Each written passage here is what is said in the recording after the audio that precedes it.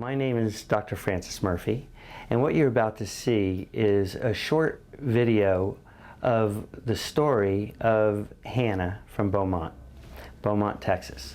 And Hannah has come to Dallas to be treated OTZ style adjusting. It's a chiropractic technique that I developed back in 2006 to treat frozen shoulder syndrome, and it's become a lot more prevalent with other disorders. As you'll see in the film that follows, OTZ has a very powerful effect on people that suffer from this particular disorder. So enjoy the film, and I hope you gain something from it. In March of 2015, Hannah fell in her bedroom. She hit her arm on the bed rail, which is metal, and she had a huge hematoma that came up right here. 2 days later, she was at school, and somebody slammed a locker door into it. The hematoma ruptured, and her arm was bruised from the elbow to the wrist.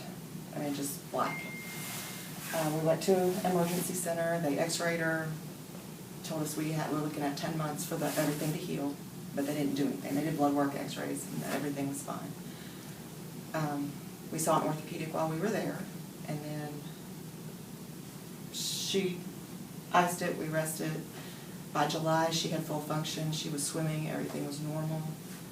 In August, we started back to school, and she tried out for volleyball. About a week into it, we started noticing her hand shaking. Just no matter what she did, walking through the house, whatever, she would just shake. We took her out of volleyball, and then it started to get better, but in October, we started noticing it getting worse. And I found there was a big mass and bruising that showed up on her wrist. She couldn't remember hitting it. But that's when the spasms really started hitting her, and her arm from the shoulder to the hand would just go into these horrendous spasms. Her hand would shake. She had no control over it. She lost all function at that point. We took her back to the orthopedic, and we ended up going to Texas Children's, to the emergency room. We saw 2 orthopedics, 2 neurologists. They did ultrasounds, x-rays. We had an MRI done on her, and they told us that she had CRPS. I talked to the orthopedic in Beaumont where we started, and I disagreed with the diagnosis. He took video, and he sent it to Scottish Rite Hospital. We brought her up here. I'm going to start crying. Just a minute. Okay.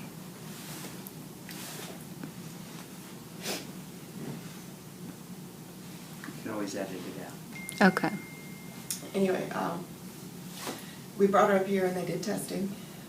They did more x-rays, and they pretty much had her diagnosed walking in the door. She saw a hand and thoracic surgeon, another neurologist, an orthopedic, and a psychologist, and they told us that she had psychogenic movement disorders. We brought her back. She spent a week doing physical therapy, occupational therapy, recreational therapy. Her arm consistently bruised. The spasms started to get better. And with a special glove, she could use her hands some, but she still couldn't hold like a pencil. We took her home. We continued her therapy, and it seemed the more we went, the worse it got. The spasms started coming back on.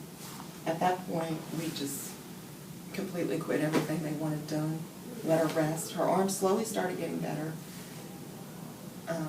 It took, probably the rest of that school year and through the summer. When we started back to school this year, she could use a weighted pencil for a couple hours a day, and that was about it. She was right and left-handed.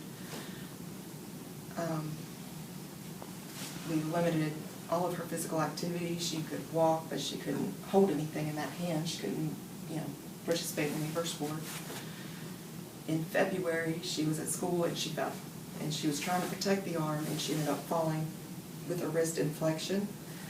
When she got up, she could not straighten her wrist. She came home like that, so we took her, we x-rayed her, sent the x-rays off to a friend of ours who's a radiologist, and he suggested an MRI. He was worried that she tore a tendon in the arm. They told us everything was normal. My husband and I had seen your videos at a seminar. They were showing us the frozen shoulder. He contacted you at that point to ask you if you kind of described what we'd gone through and asked you if there was anything you thought you could do to help her. And we brought her up here. We came up yesterday, saw him at 9 o'clock yesterday morning. When we walked in, Hannah's arm was like that. And Show us the way your arm was, Hannah. It was kind of like that, but it was. And you were in a brace. yeah, we had to, the orthopedic had suggested we brace it to keep it, try to straighten it because he was afraid it would Curl up permanently and become stay. chronic. And anyway, after her adjustment, I told her I was watching her face and I saw her eyes just bug. And then when she got up, it was still kind of bent, but she was very quickly and rapidly starting to get full range of motion back in that wrist. And I can move it. And it has truly been a miracle. And now she's got her range of motion back. So I'm going to step into the picture here for a second. So I'm Dr. Francis Murphy, and what I did with Hannah was I used a method called OTZ. It's a method that I developed for frozen shoulder syndrome originally. I was working on a patient that had frozen shoulder, and it miraculously reversed the condition almost immediately. And what I found was over time that people that had other disturbances of the vagus nerve and other cranial nerves were suffering from the same disorder as people that had frozen shoulder syndrome. So I began to analyze Hannah in that way, as though she had the same disorder, and she did. Her head was lifted and rotated in a very ultra-specific way.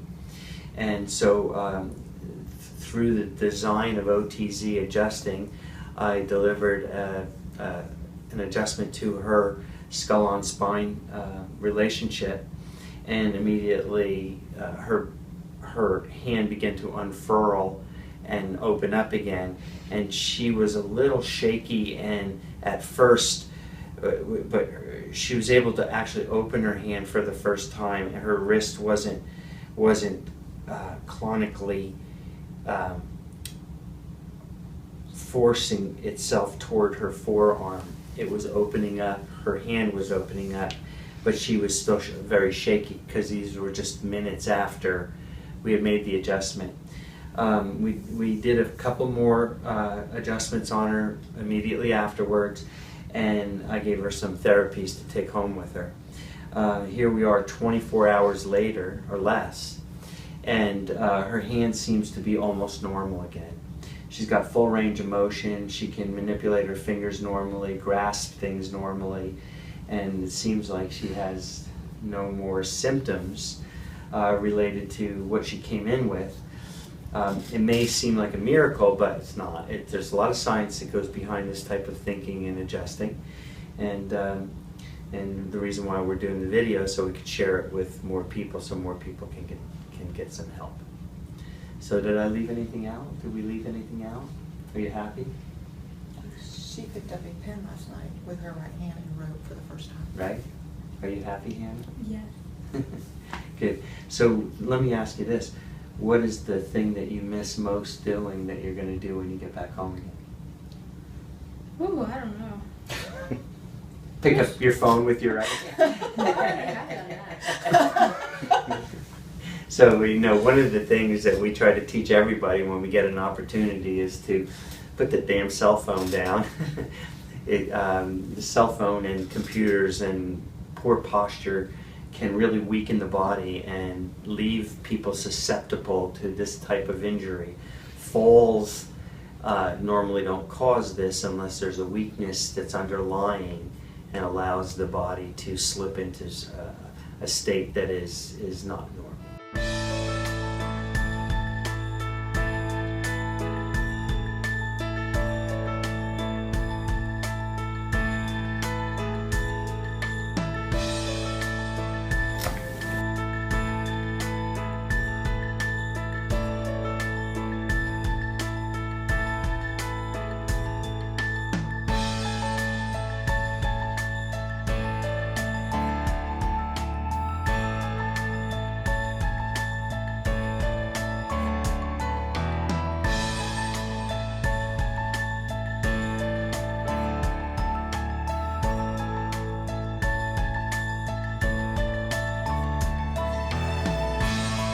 bit more.